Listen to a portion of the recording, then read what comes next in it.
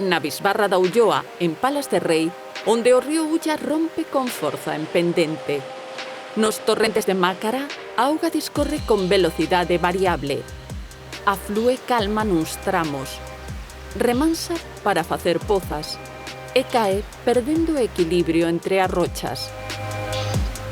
Cada poucos metros atopamos fervenzas ou rápidos rodeados de carballos e castiñeiros, freixos e abeleiras os que favorece a humidade.